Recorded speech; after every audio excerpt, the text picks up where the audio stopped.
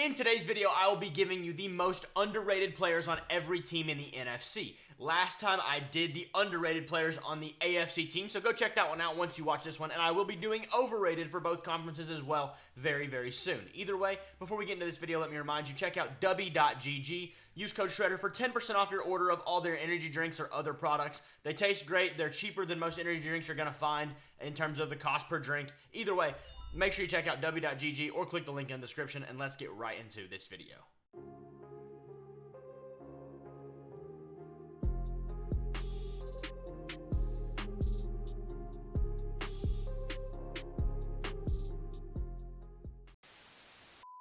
So here we are, keeping us in line with this tier list. It's really just one, so we can make sure we don't forget anybody or skip anybody. Starting off, where do I want to start? We're going to start with the Packers. I think their most underrated player is Romeo Doubs. He's a very good receiver. Is he great? No. But he could be a very solid receiver. I don't think he has the ceiling to be a number one guy, a true number one. But I think at this point in his career, he does have a chance to be a really good number two and a foundational piece of their offense for a long time that, you know, he's not going to cost you $30 million like a Justin Jefferson or a CeeDee Lamb. He's going to be, you know, a $15 to $20 million receiver that's going to be a great addition for your team, no doubt about it.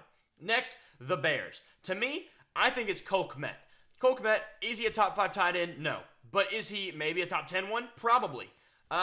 Cole Kmet and the offense as a whole for the Bears was looked at as they have no weapons. They have nothing good because people were trying to justify Justin Fields playing terribly, even though he did have DJ Moore and Cole Kmet, who are both probably, Cole Kmet's top 10 tight end and DJ Moore's probably a top 15 receiver.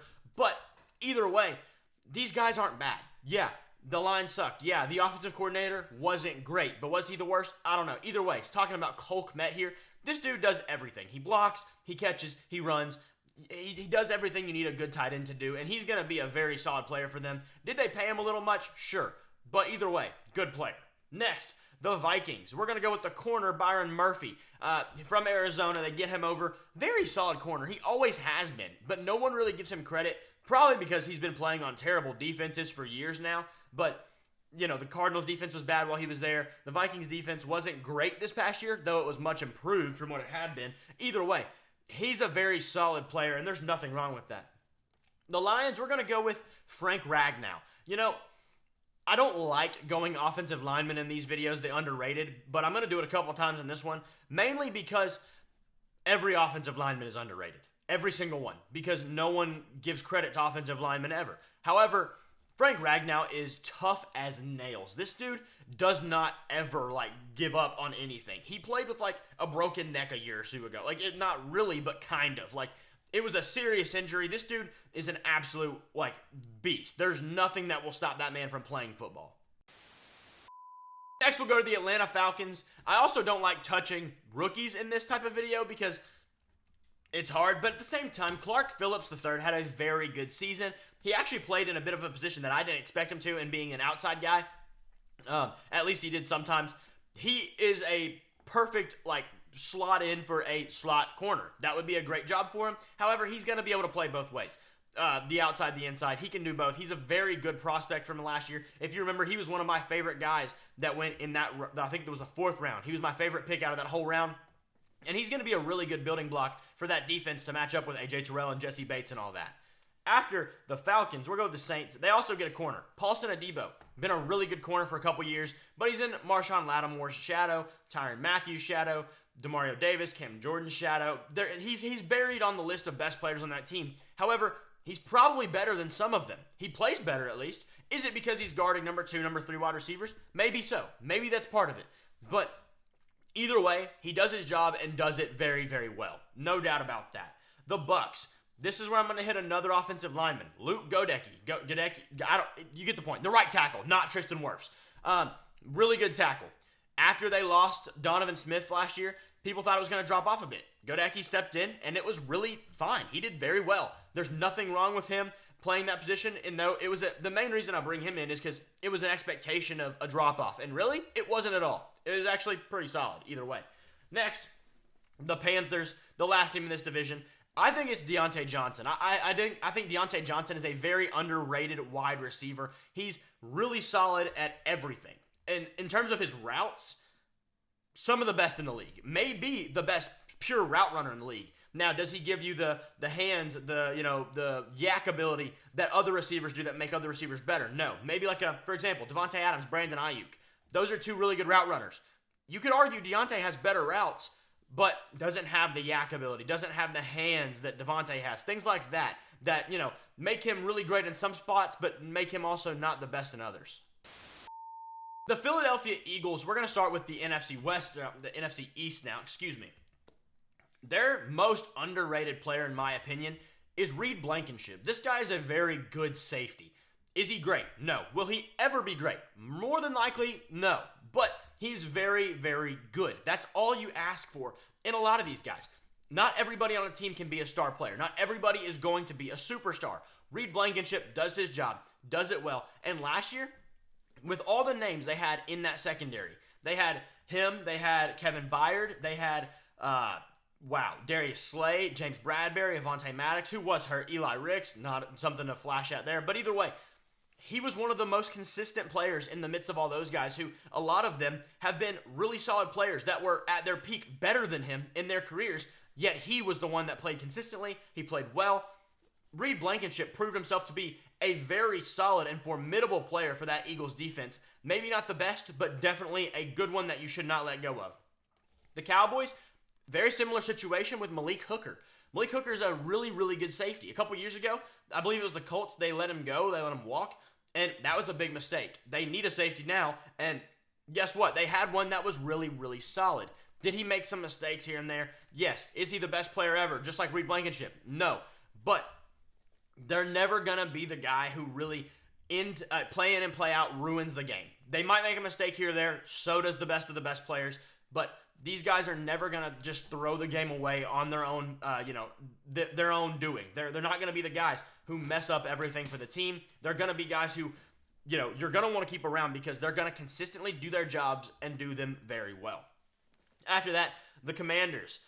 This is going to be a new player on their team that I think is underutilized, underused, things like that. That's the same thing I just said twice. Either way, it's going to be Jeremy Chin. This guy came over from the Panthers in a year where he was not touched off the bench. This guy was a playmaker for years before that Ejiro Evero defense came in and set in. Maybe he just didn't have a role in Ejiro Evero's defense. Maybe there was a personal matter that they couldn't get along, so they didn't play him. I don't know what it was. Maybe he just decided to stink it up in camp. Either way, I think a change of scenery will unleash Jeremy Chin once again. He was a very good player a couple years ago, and I think it's not crazy to think that he could do that once again, come back and be a really, really solid player for a team that really could use him being a very good player. Next, the Giants, we're going to go with Bobby Okereke, because I don't, that guy. You know what it is, the linebacker.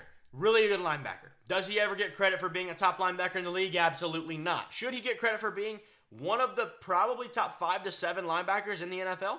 Yeah, absolutely. Yeah, he's worse than Raquan Smith. He's worse than Fred Warner. I don't know off the top of my head anyone that he is blatantly worse than after that, unless I'm just absolutely blanking. Maybe a Demario Davis, maybe a Bobby Wagner, but they're old now. Maybe they don't really fit in the same degree. Maybe they don't fit in the same category because of their age. However, I think there's arguments to be made for him amongst those guys as well. So, at least you can give him a slight leg into that top, 5 to 7 conversation. With our last division, the Seattle Seahawks. Their most underrated player is the best rookie wide receiver out of the Seahawks 2023 NFL draft class, and that is Jake Bobo. Just kidding. But yes, I am a big part of the Jake Bobo fan club. Actually, the starter, founder, president, and vice president all together. Maybe even the treasurer. Haven't decided on that one yet. But either way, Jake Bobo fan club. There'll be merch on that one soon. Definitely tune in for that. But either way, it's Tyrell Dodson. Yeah, he was not a Seahawk last year. They had Bobby Wagner. They had Jordan Brooks. Well, they get a guy from the Bills defense who stood out, play in, and play out. If you watch the Bills game, Tyrell Dodson was always making plays. This dude is really solid. He doesn't get credit for being anything, but he's always done things that just impact the ball game. He knows what the football is at all times. He's a really solid player as well. The Niners, we're going to go with Jair Brown. I don't like to touch rookies, like I said, but at the same time, this defense is so full of really great players like Fred Warner, like Nick Bosa, that he didn't get any credit for what he did Came in a year when Talanoa Hufanga got hurt and played very well all the way through the playoffs and everything. This guy is going to be a good player in the NFL for sure. The Cardinals, Andrew Andrew. Yeah, the Cardinals corner. Really solid player. He's good at football. I don't know how to say his name. The Rams, Cameron Curl. Once again, not a guy who was on the team last year, but now he's there. That is not the right Rams logo. That's interesting. Either way, Cameron Curl is one of the better safeties in the league as well. This guy is one of the better safeties. Not maybe top 3 to 5, but he's up there in that top 10, no doubt about it. And he doesn't get credit for anything. Was that because he played on the garbage Commanders defense? Probably so. Either way, that is the most underrated player from every team in the NFC. Alright guys, thank you for watching. If you like this video, please hit the like button down below and make sure you subscribe. It does a lot for my channel and doesn't cost you a single thing. Don't forget to check out w.gg, and I will see y'all in the next video.